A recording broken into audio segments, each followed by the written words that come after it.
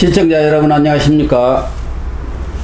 9월 23일 시사정담 시작하겠습니다. 윤영걸 전 매경닷컴 대표님 나오셨습니다. 안녕하세요. 네, 안녕하세요. 네. 윤영걸 대표님. 네.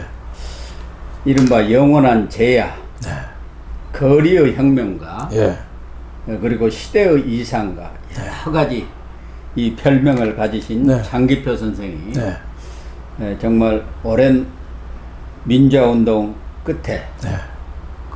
그 고생 때문에 그랬는지 암을 얻어가지고 지난 22일 날 네. 돌아가셨습니다. 참 안타깝습니다. 그렇죠. 뭐 훌륭한 네. 이 시대의 어른이 돌아가셨죠. 다 네. 탐욕스러운 민주화 운동한 사람들이 젊었을 때 잠깐 한 거 같고 평생을 우려먹고 살잖아요. 그렇죠. 배지 네. 달고 네. 민주화 예우 안 해준다고 뭐 법까지 바꾸려고 하는 이런 방국에 이분은 민주화 운동에서 옥도 9년간 옥살이라고 12년간 수배 생활하고 젊음을 완전히 어떻게 보면 망치다시피 했는데도 국가에서 이 민주화 유공자 보상까지 거부하신 분이에요. 그러니까 예. 이게 한 실제로 받으면 한 10억 원 그렇죠. 정도 된다. 그렇죠. 그 다 거절했다는 그렇죠. 말이에요. 예, 나만 민주화했느냐? 그렇죠. 정말 모든 예. 시민들이 다 민주화 운동에 예. 동참했는데 오히려 네. 대학 다니고 특권을 가진 사람들이니까 당연히 의무로서 해야 할 일 아니냐 뭐 네. 이렇게 얘기한 거 네. 아닙니까? 고영신 TV에도 여러 번 출연하셨잖아요. 많이 출연하셨죠. 네. 훌륭한 네. 말씀하셨고 마지막으로 운동하신 게 이제 국회의원 특권 폐지 운동. 예, 특권 폐지. 그거가 조금 더 지난 총선에서도 좀 의미 있는 성과를 좀 거뒀으면은 네, 참 본인도 좀 좋았을 당선되고 뻔했는데 했으면 좋았을 텐데 그게 변죽만 올리고 기존 기득권 정치권에서 특권을 이것도 양보를 안 한 겁니다. 안 하니까. 네, 그러니까 네. 전혀 움직임이 없는데 정말 장기표 어른은 저는 지하철역에서 가끔 보면요. 예. 동작역에서 그 종작역 에스컬레이터가 굉장히 깁니다. 그러면 이분이 그 여의도 쪽으로 가시는 에스컬레이터를 거의 성큼성큼 2계단씩 띄어서 내려가고 그런 거 봤어요. 그 벤지가 한 서너 달 지하철역에서 뵀는데 저분이 저렇게 바쁘신가? 아, 그렇게 열정적으로 활동적으로 살으셨어요. 이 방송 나왔다가도 식사 같이 하자고 하면 시간이 없다고 또 금방 어디 다른 데로 가야 한다고 그러시더라고요. 참 이 시대에 훌륭한 어른이 이 세상을 떠났습니다. 저도 뭐 방송에 여러 번 같이 했는데 정말 그 핵심 있는 말을 탁탁 하고 어떻게 보면 이 누구를 눈치 보고 이런 한 말씀 하시고 그런 분이 아니었죠. 그렇죠. 이 시대의 가장 위대한 어떻게 보면 투쟁가이자 혁명가가 아닌가 이런 생각이 좀 들었습니다. 정말 이 민주화 운동 네. 했다고 하면은 이 장기표 네. 이런 분들 네. 또 김근태라든가 이런 분들이 민주화 운동을 했다고 할 그렇죠. 수가 있는 것이지 지금 운동권이라는 게 사실은 뭐 운동권이 아니고 종북 좌파들 아닙니까? 그렇죠. 주사파들이에요. 네. 이번에 임종석만 보세요. 통일 지금 하지 말자. 통일 필요 없다. 이런 얘기를 하고 나오지 않습니까? 그게 말은 그렇듯한데요. 그렇게 되면은 북한 인권에 대해서는 누가 간섭을 합니까? 그러니까요. 북한이 그러면은 남침을 포기합니까? 지금도 핵 개발하고 미사일 하는데 따로따로 살자는 거예요. 그러면은 우리는 언제 당할지도 모르는데요. 그러니까 겉으로 저렇게 포장한 거에 국민이 넘어가면 안 되겠습니다. 어쨌든 참 이 장기표 선생님 네. 청춘을 반독재 민주화 운동에 바쳤고 연세가 들으셔서는 주로 특권 폐지 운동 이런 쪽에 헌신을 하셨는데 참 제도권에 들어오셨더라면 그렇죠. 진짜 금배지 몇 번 달고도 남으셨을 텐데 늘 아웃사이더로 있었어요. 그렇죠. 늘 새로운 창당을 해서 한 당을 한 7번 정도 당 만들고 하니까 일반인들은 좀 잘 몰랐죠. 그리고 지난번에도 고향 쪽에 가서도 출마를 했는데 고향 쪽에서도 그 의미 있는 표를 얻지는 좀 못했어요. 예, 이분이 이제 전태일 열사 죽음을 계기로 어떻게 보면은 민주화 운동에 본격적으로 하셨거든요. 그러니까 마산공고 나와서 서울법대에 들어가가지고 대단한 거죠. 고시 공부해갖고 판검사 됐더라면 평생을 안 하더니 뭐 이렇게 사셨을 텐데 학생 운동에 대학생 때부터 이 출신해갖고 평생을 민주화 운동, 반독재 운동에 헌신하신 분 아닙니까? 이런 분들이 진짜 운동권이에요. 그 운동권들은 완전 가짜 운동. 광주 민주화 운동 유공자들 광주에 그때 가보지도 않은 사람들이 다 유공자래요. 자기가 유공자라는 것도 안 밝혀요. 예. 그 사람들이 몇백 명, 몇천 명이 있는지도 몰라요. 가짜 유공자들. 이분은 병역 의무도 필요했고 우리 베트남 전쟁도 참전도 하셨어요. 베트남 참전 하셨죠. 국가에서 하는데 나도 가서 봐야겠다. 나도 겪어야겠다. 그렇죠. 만류했는데도 갔다는 거 아닙니까? 그렇죠. 예, 말년에 이제 조그만 뭐 20평도 안 되는 아파트에서 예. 국민연금하고 참전 수당. 예. 아마 거의 뭐 한 100여만 원 정도 됐던 것 같아요. 예, 그거 갖고 이제 두 부부가 이제 살으셨는데 이 적은 것도 부족함이 없다 이렇게 말씀하시고 또 유언이 저 신금을 울립니다. 그렇습니다. 예, 뭐라고 했냐면 나는 살 만큼 살고 하고 싶은 대로 하면서 살았다. 죽음을 받아들이는 것은 생명을 가진 인간의 순리다. 그러니 울지 말아라 하고서 유언을 남겼다고 그래요. 참 가슴을 찡하게 합니다. 특히 이 장기표 선생은 돈보다는 명예, 네. 물질보다는 정신적 네. 가치를 중시하는 어떻게 보면 이 시대 정신의 표상이 아닌가. 네. 네. 그리고 저희 방송에 나와서도 늘 네. 깨어있는 국민, 네. 이 국민이 혁명을 일으켜야 한다. 그렇죠. 국민이 그렇죠. 깨어있어야 한다. 네. 이걸 늘 강조를 했거든요. 네. 그런 정말 주옥 같은 네. 말씀들을 많이 남기시고 이렇게 세상을 하직을 했습니다. 네. 이런 분이 또 하늘에서도 우리 대한민국을 좀 지켜주시길 저는 뭐 기도하겠습니다. 예. 네. 윤 대표님, 네. 이제 또 현실 정치로 돌아올 수밖에 네. 없네요. 네. 지금 10월 16일에 네. 4개 지역자치단체 네. 네. 장, 네. 이 재보궐선거, 네. 뭐 주로 재선거입니다. 네. 네. 선거가 이루어지는데 네. 지금 가장 핫한 곳이 전남 영광 군수 선거입니다. 네, 그렇습니다. 전남 지역에서 영광 군수고 곡성 군수 두 곳이 치러지는데 곡성 군수 쪽은 좀 판가름이 강한 것 같고 영광에는 한 치 앞을 내다볼 수 없는 아주 치열한 접전을 벌이는 네. 것 같아요. 네. 그래서 영광 혈투다, 네. 영광 대첩이다, 네. 이게 대리전이다, 뭐 이런 말까지 나오는데 네. 지금 이재명이나 네. 조국, 특히 조국 혁신당 대표는 여기에 지금 올인하는 형편이고 네. 이재명 대표까지도 오늘 네. 이 영광에 내려가서 현장 최고위원회를 열면서 참전을 선언했습니다. 네. 왜 이렇게 올인을 하고 나서는 겁니까? 그러니까 그 지역이 영광이 유명한 게 있잖아요. 영광이 원전도 유명하지만 영광 굴비도 유명합니다. 유명합니다. 예, 민주당 대표였던 이낙연 예. 전 의원 고향이기도 하죠. 예. 예. 근데 지방선거 군수 뽑는데 그동안 8번 뽑았는데 예. 3명이 무소속이 됐어요. 그러니까 지역 민심이 자주 좀 변하는 데입니다. 그래서 누구든지 도전하면은 어느 정도 좀 가능성이 있어요.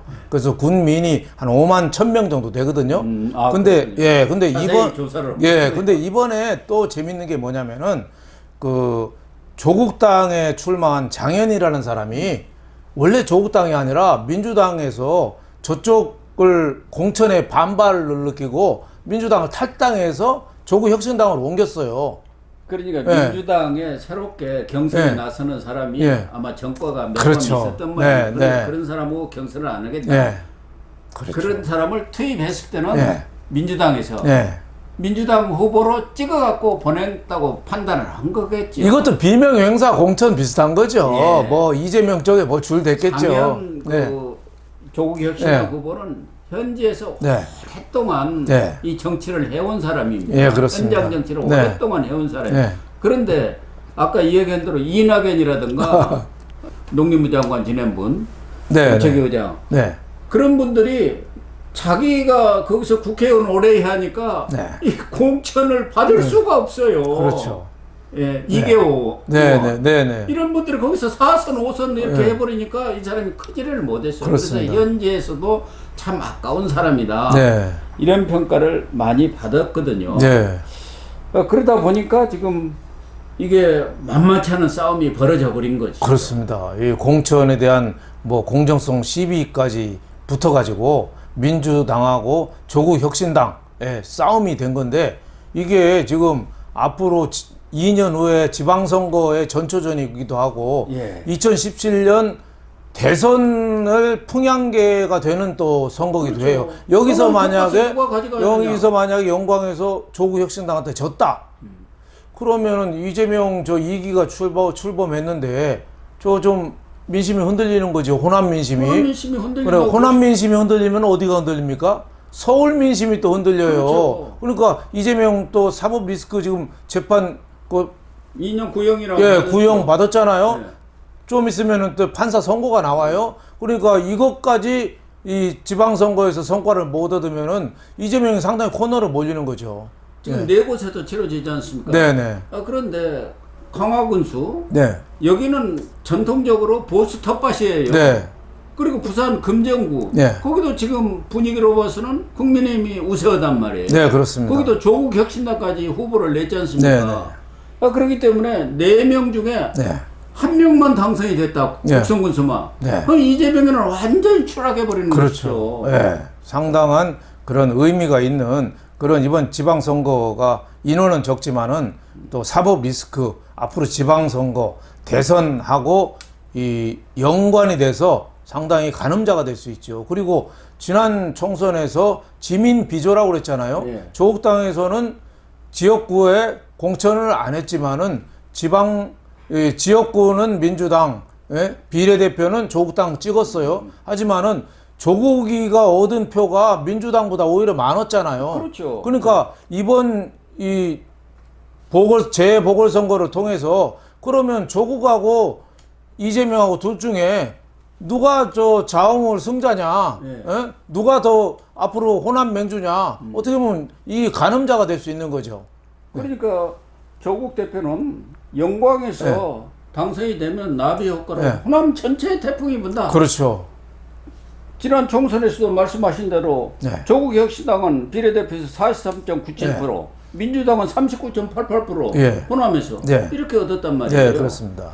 그렇기 때문에 이게 자칫 하다 보면 지금 조국 이재명이가 아주 한판 붙어가지고 강서구청장 꼴 날 가능성이 많아요. 그럴 가능성이 상당히 있죠. 지금 이 일개 군수 선거가 전국 선거 비슷하게 지금 관심을 모으고 있어요. 그렇죠. 지난번에 작년에 10월 달에 강서구청장 재보궐선거에 국민의힘 김기현 대표가 올인했다가 그때부터 흔들리기 시작해서 총선까지 이어진 거잖아요. 지방선거가 구청장 하나가 아니라 그게 풍향계가 되는 거예요. 그런데 이재명은 이게 봤자 본전이요. 거기야 뭐 호남인데. 그렇죠. 지면은 이제 개망신을 당하는 거 아닙니까? 그렇죠. 그리고 호남 민심이 어떻다는 걸 확실히 보여주는 거란 말이에요. 네, 그렇습니다. 그런데 이재명이가 돌아다닌다고 뭐 투표가 도움이 좀 될까요? 호남에서 지금 이재명에 대해서는 그건 말이야 완전 일당 독재 비슷하게 되어가 버렸고 김대중 저 노무현 정신은 흔적도 없다. 뭐 이런 분위기가 거의 팽배하거든요. 그렇죠. 이재명 뭐 사법 리스크도 너무 크고 좀 있으면은 뭐 선거 나오면은 뭐 어떻게 될지 모르고 또 더구나 호남에서 김대중 전 대통령에 대한 이 향수나 이게 굉장히 애정이 많은데 동교동 사저까지 팔아먹었잖아요, 아들이. 근데도 저 민주당에서는 모르는 척하고 입 싹 닫고 있어요. 그런 괘씸한 거 이런 게 여러 가지로 감안돼서 저는 영광 지역 군수 선거 판가름 할 수 없다고 봐요. 지금 여론조사도 뭐 몇 군데 좀 나왔잖아요. 한 두 군데 정도 나왔죠. 네네. 리얼미터에서 9월 10일에서 11일. 네네. 이 조국 혁신당의 장현 후보가 30.3, 네네. 민주당의 장세일 후보가 29.8. 네, 그렇습니다. 정말 박빙하네. 네, 그러니까 그런데 또 하나 이 진보당의 이석하 후보가 19.0%. 그렇습니다. 진보당이 아주 막강하게 지금 도약을 하고 있고 이 광주방송이 리서치비에 의뢰해갖고 9월 11일에서 12일 조사한 거 보면은 조국 혁신당이 36.3. 민주당이 30.1, 진보당이 19.8. 진보당도 한 20% 나오는데 진보당이 전에 전주울 선거 때 강성희 후보를 당선시켰지 않습니까? 그렇습니다. 가서 거리 청소하고 무슨 진보로 해주고 노인들 뭐 보살피고 해가 지금 진보당이 총동원됐다는 거죠. 그래서 얘가 지금 치열하게 벌어지고 있는 거예요. 그러니까 이재명으로서는 민주당 표를 어떻게 보면 진보당하고 지금 나눠먹게 생긴 거 아닙니까? 그리고 뭐 야당으로서 선명성이나 이런 게 아니라 오히려 이재명 개인 정당이 돼버렸잖아요. 당 대표 보고 아버지라고 부르는 당이 저게 어버이 제대로 당이겠습니까? 그래서 지금 리서치 뷰 조사에 의하면은 조국 당이 상당히 민주당을 압도적으로 누르고 있어요. 예. 특히 나이 연령대별로 보면 50대가 압도적이랍니다. 50대는 조국 당이 민주당보다 15%포인트를 앞선대요. 15%나 차이가 난대요. 그러니까 50대가 어떤 사람이에요? 가장 젊지도 않고 늙지도 않고 역할을 하는 그렇죠. 사람 핵심 역할하고 그 정치에 지역에서는 가장 그 어떻게 보면 정신이 오피니언 맑은 리더, 사람들이죠. 오피니언 리더들 그렇죠. 아닙니까? 사회 경험도 좀 있고 예, 보수적인 어르신이 아니라 50대가 15%포인트 차이 나게 조국당이 누르고 있다는 거는 물론 뭐 당 전체 인지도는 민주당이 높겠지만은 이 영광 군수 선거가 조국당이 상당히 선전하고 있다 이렇게 볼 수 있겠습니다. 그래서 지금 이재명이도 네. 이건 만만치 않은 선거가 됐구나. 네. 이거 잘못하고는 망신당하겠다. 이 지는 경우 네. 전체적인 앞으로 전국 운영에도 악영향이 미친다는 생각을 가졌는지 지금 23일, 24일 네. 영광 곡성을 네, 네. 방문하고 그 오선의 박지원 의원 예. 그리고 주철현 전남 도당위원장을 상임 선대위원장으로 예. 해가지고 현지에서 활동하게 하고 그 지역 의원 네. 또 도의원 예. 기초의원 전원을 지금 투입하고 나섰다는 거 아닙니까? 그렇죠.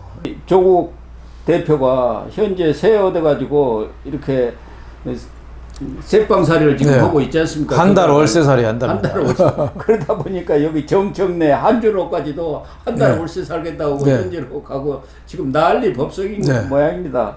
그리고 그 전국 혁신회의 그 상임대표진 강의원. 강의원 그 사람도 긴급 투입했다는 거 아닙니까? 네, 지원단장. 지원단장. 그러니까 뭐 할 수 있는 건 다 했다고 볼 수 있죠. 그리고 또 최고위원회도 오늘 그 영광에서 하고 내일은 이제 곡성에서 하고 또 이번에 그냥 최고위만 하는 게 아니라 기본사회 시범도시 공약도예요. 예. 기본사회 이재명 브랜드잖아요. 예. 예. 거기에 뭐 농민들이 많잖아요. 그러니까 뭐 쌀값이라든지 이런 것들을 갖고 공약을 이제 막 버리는 거 아닌가. 굉장히 어떻게 보면은 이 민주당이 이 똥구멍이 달았다고 그러나요? 그렇죠. 그냥 굉장히 급해진 거죠. 속된 말로 똥줄이 달았다고. 그렇죠. 그러지 않습니까? 작년 10월 강서구청장 재판이 될 가능성이 많아요. 예. 그러다 보니까 김민석 정청래가 또 예. 이 사람 둘이 다 지금 서울시장 경쟁을 벌이고 있잖아요. 네, 네. 그러니까 서로 다 지금 조국을 겨냥해가지고 네. 이 직격탄을 막 날리고 있더라고요. 세빙선이 되겠다고 네. 그랬잖아요. 지난 네, 선거 네, 때. 그렇습니다. 세빙선에서 내려가지고 동네 선거 치르러 다니냐 지방원이냐 하면서 네. 지난번 그 19일 날 김건희 여사 그 특검법 네, 네. 이런 데도 본회의 불참은 걸 불참했죠. 가지고 소탄 대시를 하는 행태를 벌이겠다. 뭐가 중요한지를 모르고 있다 이렇게 하고 정청래는 그 조국 빈자리 사진 찍다가 또 사과까지 하고 그래서 지금 상황을 벌이고 있을 정도로 아주 치열하게 싸우고 있는 것 같습니다. 영광 대처 10월 16일 어떻게 결과가 나오냐에 따라서 이재명도 적지 않은 타격을 받을 그렇죠. 가능성이 크지 않습니까? 그렇죠.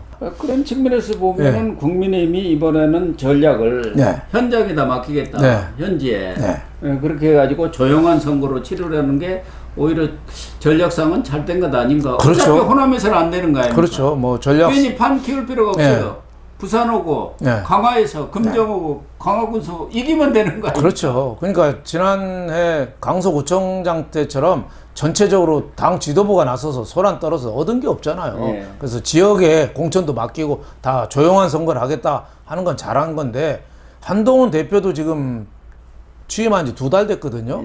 여기서 그 강화군수랑 금정구청장을 못 건지면은 여기도 타격이 커요. 근데 지금 강화도도 하나 변수가 생겼습니다. 그 출마하면은 다 아는 분이 한 분 계세요. 안상수 옛날 인천시장이라고. 그분이 지금 후보하고 국회의원을 아마 3선 했을 대통령도 나갔잖아요. 뭐든지 나간다. 그 가훈이 뭐든지 나간다거든요. 그러니까 이번에 강화도 군수 또 출마한대요. 무소속으로. 말이 됩니까? 그러니까 이분이 나가서 또 뭐 큰 영향은 없지만은 그래도 안상수라는 또 뭐 이름은 많이 알려졌기 때문에 또 보수가 자칫 이 분열의 씨앗이 되지 않을까 뭐 이런 좀 걱정도 좀 있습니다. 아무튼 이 영광 군수 네. 이 선거 결과에 따라서 이재명이가 네. 호남에서 썩은 물이 되느냐 고인 물이 되느냐 네. 상한 물이 되느냐가 그렇죠. 판가름 날 것 같습니다. 그렇죠. 좀 지켜보도록 네. 하시죠.